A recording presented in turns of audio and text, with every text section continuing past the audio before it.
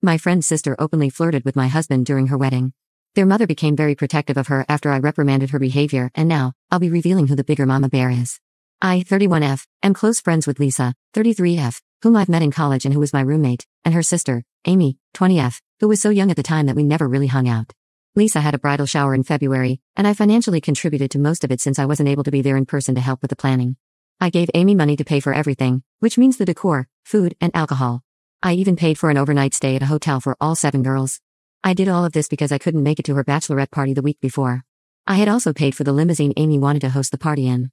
At the shower, I saw Amy, and she was gushing about how I had spent a lot of money on Lisa. I just said, if it's for Lisa, I would have paid for anything. Amy was hinting that my job was paying me so much money for me to spend on Lisa. I'm a new surgeon who just graduated from residency. Though it's not much, I recently received a pay increase. I'm lucky because my husband is supporting me while I go through my fellowship. My husband, 40M, happens to be a doctor too, but he is much more advanced in his career than I am. For my wedding gift, he paid off the remainder of my student loans. He is amazing, and I am obsessed with him. The wedding happened in March. My husband and I came for the wedding. Family and close friends were invited to Lisa's parents' place for dinner after.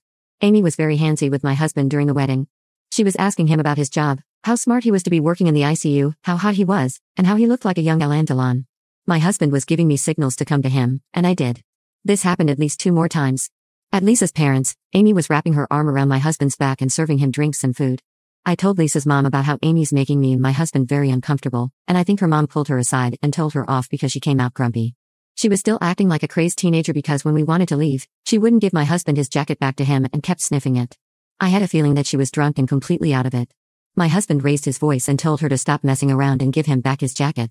I yelled, "Can you stop being so difficult? You've been shamelessly flirting with my husband in front of me the whole day. Give me the damn jacket and leave us alone." I got a text from Lisa's mom demanding I publicly apologize to Amy. And by that, she meant a post on social media expressing my remorse because some of the guests heard me yell at her and thought I was overreacting and humiliating her. Lisa is on my side and told me that Amy has always had gold-digging tendencies and that this isn't the first time she's done something like this. She flirted with her friend's dad and their next-door neighbor, who is married, when she thought that they were wealthy. Lisa said that she'd handle it. I already felt so bad that I ruined the final moments of her wedding day, and now she has to deal with this. I've been ruminating on this a lot lately and wondering if I should apologize to Amy. I don't want to, but then again, if I did, I would explain exactly what happened and how it merited my reaction to her behavior. Though this might add fuel to the fire, there is so much drama right now, and I want to preserve my friendship with Lisa. Update 1: The previous post got so popular that Amy's mom found out about it and texted me to take it down. I got around to reading most of the comments a day after I posted them when I finished my shift. I didn't apologize to anyone or do anything at all. Frankly, I forgot about it since I had people close to dying on me left and right at work. I gaslit Amy's mom into thinking that I never did such a thing and that I did not have a Reddit account. She believed it, I think, since she didn't text me back. I tried to avoid contacting Lisa since she went off for her honeymoon. But because of the popularity of my previous post, I decided to give her a heads up. Lisa was more than apologetic. In fact, she FaceTimed me, and we had a very teary conversation about her family. There was a lot more going on than I knew, but mine and my husband's involvement in her family drama was the last straw. She had decided to go out of contact with her mom and sister. She also warned me that Amy might approach my husband in some way, but I had no idea how. She's also getting her extended family involved with Amy. My husband does not have any social media, and he did not give out his number to anyone at all during the wedding. He is very particular about loyalty and transparency in our marriage. We have access to each other's electronics. I know he would never cheat on me. 3 days ago, someone called my husband's clinic, asking to get his number for an emergency and saying that she needed to get a hold of his wife. The nurse who answered refused to give a physician's personal number, and the conversation got heated. My husband's colleague, another intensivist, took over and asked her to tell him what the emergency was so that he could tell my husband himself. The person on the phone argued some more. And when the doctor wouldn't give in, she hung up. That friend told my husband what happened and said the woman didn't give her name but had a very high-pitched, childlike voice. My husband immediately knew it was Amy, but we have no proof. I know it was her.